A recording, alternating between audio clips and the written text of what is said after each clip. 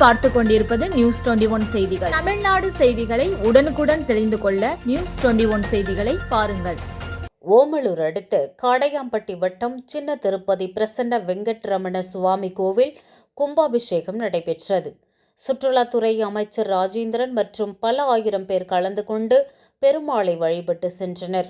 Omalur December 1 Salem மாவட்டம் ஓமலூர் அடுத்த காடையாம்பட்டி வட்டம் சின்ன திருப்பதி பிரசன்ன வெங்கட்ரமண சுவாமி கோவில் உள்ளது. 1000 ஆண்டுகளுக்கு முன்பு கட்டப்பட்ட கோவில் தற்போது புனரமைக்கப்பட்டது.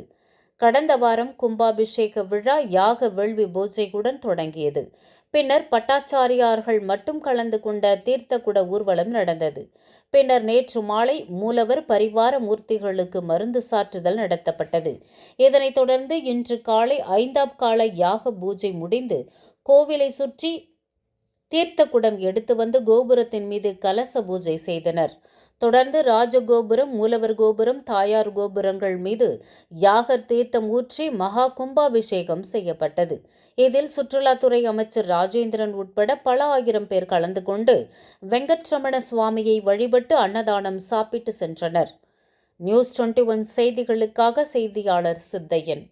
அல்மாலிக் சிக்கன் சென்டர், ராணிப்பேட்டை மாவட்டம் AMK காம்ப்ளெக்ஸ், தந்தை பெரியார் நகர், தாஜ்புர ஆற்காடு என்ற முகவரியில் அனைவரின் பேராதரவுடன் இயங்கி வரும் அல்மாலிக் சிக்கன் சென்டரின் மற்றொரு கிளை அல்மாலிக் மீன்கடை, ஆற்காடு கலவை ரோடு, சிவராமன் மருத்துவமனை எதிரில் அமைந்துள்ளது.